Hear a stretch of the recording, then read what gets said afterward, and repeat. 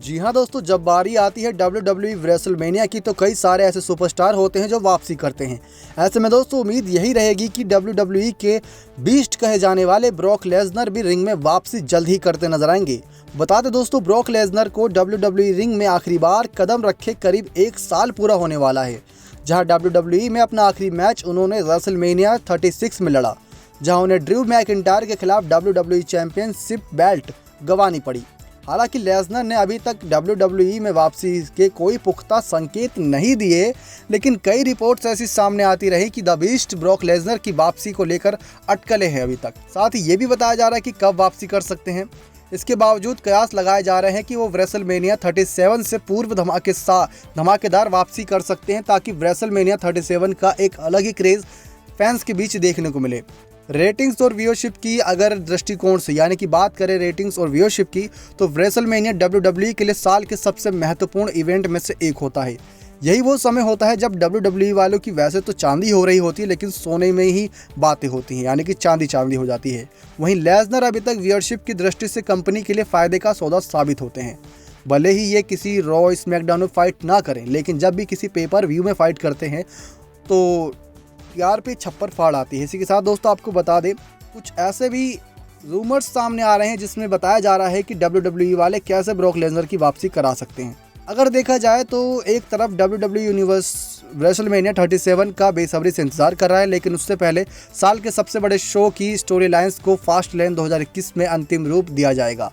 Fast lane 2021 के लिए अभी तक केवल 2 ही मुकाबले डिसाइड किए गए हैं, जहां बॉबी लेस्ली का फास्ट लेन 2021 में अपोनेंट कौन होगा ये अभी भी तय नहीं है, क्योंकि ड्रू मैकिंटायर और द मिज चैंपियनशिप मैच के टॉप कंटेंडर बने हुए हैं।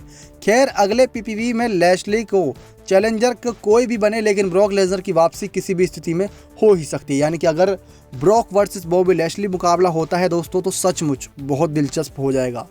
अत्यधिक संभावना है कि फास्ट लेन 2021 में लैशली अपना टाइटल को डिफेंड करने में काफ़ी ज़्यादा सफल साबित होंगे, जिससे उनका शानदार मोमेंटम को ठेस ना पहुंचे। लेकिन इसी बीच लेसनर मौजूदा चैंपियन पर अटैक कर रेसलमेनिया 37 के लिए बॉबी लैशली वर्सेस लेसनर के लिए ड्रीम मैच को बुक कर सकते हैं। यानी कि जो मुकाबला फास्ट लेन में होगा उसमें पहले लेस्ली अपनी चैंपियनशिप को डिफेंड कर लें, उसके बाद ही ब्रॉक लेसनर अगर उन पर हमला कर दें तो सचमुच ये एक अलग ही लेवल का मुकाबला हो जाएगा। क्योंकि जब जब ब्रॉक लेसनर किसी खिलाड़ी पर हमला करते हैं तो आप देखते होंगे दोस्तों, कितनी सारी पुलिस और कितने सारे फाइटर्स आ जाते हैं छुड़ाने के लिए, ताकि उनके बीच जो मेन फाइट है वो रेसलमेनिया में देखने को मिले। लेकिन इसके साथ ही ब्रॉक लेसनर द्वारा वापसी के तुरंत बाद WWE चैंपियनशिप मैच की मांग करना कोई चौंकाने वाली बात नहीं होगी, तो ये संकेत साफ है। लेकिन रेसलमेनिया 37 से पहले टाइटल चेंज ना हो तो कंपनी के लिए बेहतर होगा। इसलिए ब्रॉक लेसनर द्वारा फास्ट लेन 2021 के चैंपियनशिप मैच में दखल में मौजूदा चैंपियन की साख पर कोई दाग न लगे, इसके लिए द बीस्ट उससे अगले रो एपिसोड में वापसी कर चैंपियनशिप मैच की मांग करनी चाहिए। इसी के साथ दोस्तों अगर कोई देखे रूमर्स क्या सामने आ रहा है, तो ये बात आप सभी को पता चल चुकी है कि रोमन रेंस की बात नहीं मानेगा कोई भी, क्योंकि उसे उसकी भारी कीमत चुकानी होगी ब्रॉक लेसनर के सामने। बता दें दोस्तों किस प्रकार से पॉल हेमन चाहे रेंस के एडवोकेट हों, लेकिन WWE में कभी भी कुछ भी संभव हो सकता है। इसलिए ट्राइबल चीफ अपना प्रभुत्व कायम रखने के लिए लालच में हेमन को भी नहीं बख्शेंगे अगर वो उसके सामने आते हैं तो रोमन रेंस को रेसलमेनिया 37 में अपनी यूनिवर्सल टाइटल को डिफेंड करना है। किसी स्थिति में अगर हेमन के कारण रेंस को अपनी चैंपियनशिप बेल्ट गंवानी पड़ी तो जरूर ट्राइबल चीफ गुस्से में अपने ही एडवोकेट पर हमला कर सकते हैं। हेमन को उनके अटैक से बचाने के लिए ब्रॉक लेसनर की वापसी कराई जा सकती है। यानी कि जब रोमन रेंस फाइट कर रहे होंगे तो पीछे खड़े पॉल हेमन उनको कुछ राय दे रहे हो सकते हैं। ऐसे में ब्रॉक लेसनर की वापसी तब हो सकती है क्योंकि रोमन रेंस अटैक करने ही वाले हों पॉल हेमन पर, और पॉल हेमन कितने वफादार रह चुके हैं ब्रॉक लेसनर के, ये बात आप सभी बखूबी जानते होंगे। तो ब्रॉक लेसनर पॉल हेमन को बचाने आएंगे, ये थोड़ा अजीब हो गया, लेकिन आ भी सकते हैं। और अगर रोमन और ब्रॉक की बात आती है दोस्तों, तो फैंस का क्रेज़ अलग ही लेवल का होता है, आप सब जानते हैं।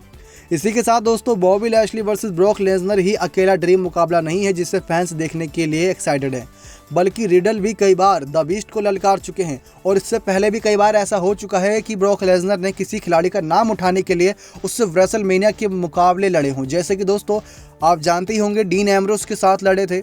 डीन एम्ब्रोस के साथ ब्रॉक लेसनर की फाइट ये थोड़ा अटपटा मुकाबला था, लेकिन जब dean Ambrose versus Brock Lesnar हुआ था तो फैंस का मज़ा ही अलग था और फैंस इसको खूब देखे थे।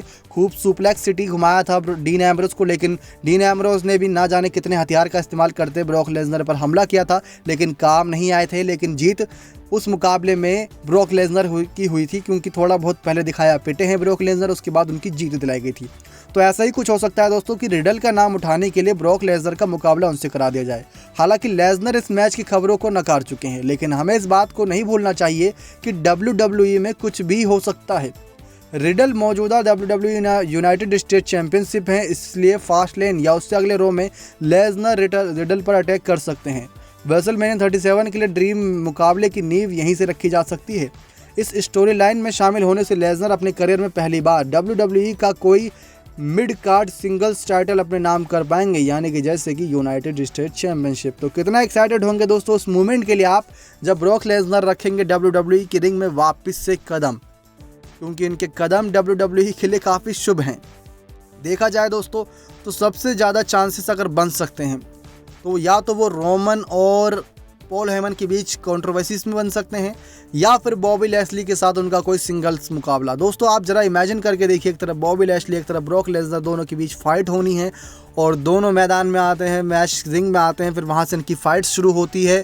फिर उसके बाद फाइट का अंत किस प्रकार से होता है, क्योंकि दोनों की जो बॉडी शेप है, दोनों का जो बॉडी वेट है वो अलग ही लेवल का है दोस्तों। वो अलग ही एक क्रेज़ पैदा कर देगा। जो लोग WWE को पसंद भी नहीं करते, वो ज़्यादातर लोग ऐसे होते हैं जो किसी फाइटर की बॉडी शेप या उनकी बॉडी या उनका बाइसेप साइज या उनका चेस्ट देखकर या उनके एब्स देखकर फाइट देखना पसंद करते हैं। तो बॉबी लैशली की आप बॉडी शेप, बॉडी बाइसेप ये सब देखेंगे तो सब कुछ उनके अंदर है। और दूसरी तरफ बीस्ट के नाम से जाने जाते हैं ब्रॉक लेसनर, तो इससे अच्छी स्टोरी लाइन क्या मिल सकती है। ड्रू मैकिंटायर के दोस्तों साथ बहुत कुछ अभी तक जितने भी एक्सपेरिमेंट थे WWE वालों ने कर लिए, लेकिन कह सकते हैं कि ड्रू मैकिंटायर के साथ ज़्यादा कुछ जमा नहीं। भले से ही वो थोड़े अलग एटीट्यूड में दिखाए दिए हों, उन्होंने अच्छा काम किया, लेकिन फैंस को पसंद तो ब्रॉक लेसनर ही है, फिर चाहे वो किसी हील कैरेक्टर में हो या फिर कोई अलग ही कैरेक्टर में। तो WWE ब्रॉक लेसनर के साथ एक्सपेरिमेंट करना नहीं चाहेगी और उनको बीस्ट ही रहने देना चाहेगी।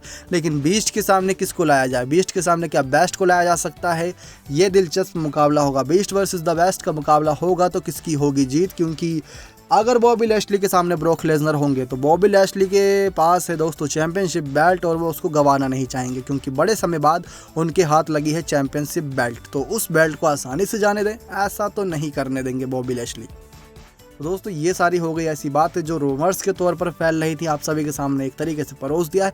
अब आप देखिए दोस्तों, फैसला कीजिए कि क्या वापसी करानी चाहिए WWE वाले को ब्रॉक लेसनर की, क्योंकि द अंडरटेकर, जॉन सीना और भी कई बड़े नाम हैं जो इस साल रेसलमेनिया में वापसी नहीं करते दिख रहे हैं। लेकिन अगर ब्रॉक लेसनर भी वापसी नहीं करते तो रेसलमेनिया कह सकते हैं दोस्तों थोड़ा फीका हो जाएगा।